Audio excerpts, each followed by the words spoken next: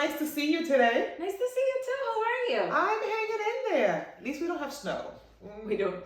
We don't have snow. It's great.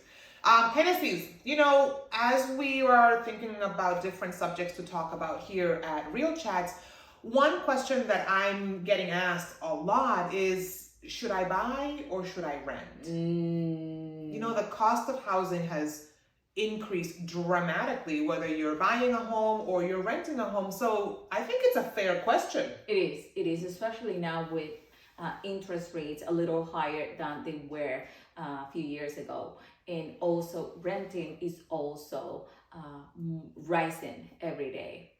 As we saw in one of our previous episodes, and the average cost to rent a single family in the city of Salem was right around $3,000. $3,000. That's a lot of money, considering that the median income here in Salem would mean that a rent that high, that property owner or that rental, that tenant will be cost burdened. They would be paying more than 50% of their income towards renting. Which is a lot. I don't think that one person is going to be able to rent a place by themselves. It's too much.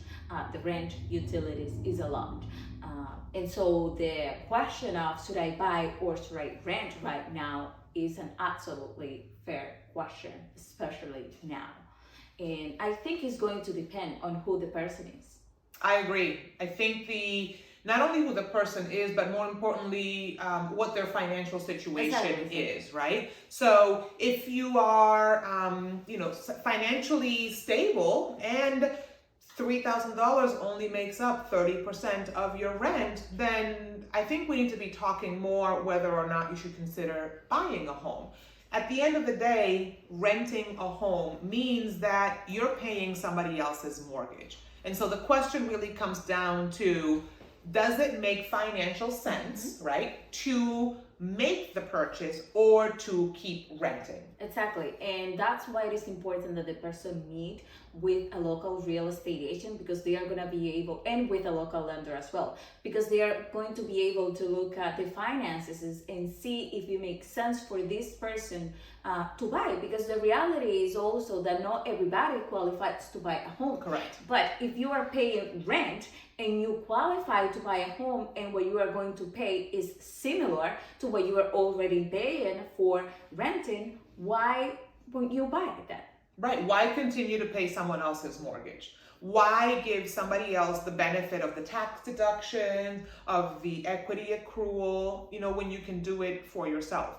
Now, there will be times in which, even at our own advice, it would be recommended for you to keep renting. Absolutely. Right? Absolutely. There may be a situation in which you may have to fix some things in your credit, right? Or the approval that you have right now does not quite get you the type of home that you're looking for. Or maybe you don't really know if you're going to be staying in this particular location for a long period of time. So while we sort those major life events out, it may be prudent to continue renting. Yes, and we have met, Cynthia, before with clients where we have said, I think we should keep renting. It's best for you financially to keep renting. But again, it's going to depend on the person and the situation that they are living at the moment, financially, their personal situation, etc. Absolutely. So the very first thing that we need to do before we can really truly answer this question is have a meeting with you. Let's discuss. Are we discussing you buying a home because you want to set down roots here? Or is this more of a temporary adjustment that you're doing? We really ask our clients a lot of time, hey, where do you see yourself 5 years from now? I know it sounds like an interview question, but it's a very valid question. You're about to make a major move financially, right? That can change the entire dynamic of your household. So we want to ask you, where do you see yourself 5 years from now? Yeah. If the answer to that is, I really don't know, no need to fear. Hennessy's and I, we're here to really tease it out, right? And maybe the question comes down to, okay, do you see yourself living here next year. Yes, and it's even deeper than that, Cynthia. Every time we are going to work with a new buyer, something that we tend to do, that not everybody, because everybody works in different ways, is that we do a one-on-one meeting, because we want to meet this person. We want to see what are their needs and wants, right? And that will help us guide the person. Again, not everybody should buy a home, right? Versus not everybody should be renting. So that's why it's important to know the needs, the wants, and the position of that person at the moment to be able to guide them. We don't tend to see someone and say, hey, I want to go and look at home. You just go and look at a house without even without having this one-on-one meeting before. But we want to make sure that we are as efficient as possible, right? We are in a fast-moving real estate market, and so there is no time to waste. When we're out there looking at houses, whether they're for a rental or for you to purchase, we want to make sure that we fully understand what exactly is it that you're looking for and what are your needs versus your wants, so that we can best guide you. Because that way, when we do find the home, we can confidently move forward with a proposal, with an offer to purchase, or even an application to rent. And we are going to be able to know that we are working on the best interest of the person. Right.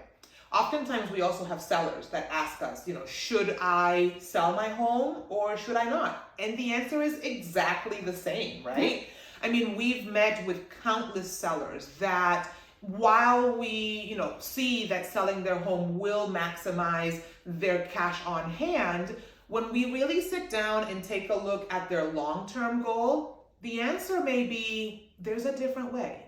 The answer may be, actually, don't sell your home and let's attack your 5-year plan or your longer-term goal much differently. It's very different than, other agents out there that it's all about just getting the sale, yes, right? Exactly. For us, it's about making sure that we make our clients whole. We want to make sure that we help them achieve those longer term goals that they are looking for. And that's what every agent should be about. It should be about the person. What are your goals? What are your needs? How can we best help you? Absolutely. So I don't know if we've answered your question. I think we hope we did. Right? In the long of it, the answer is it really depends. It really truly depends. Yes.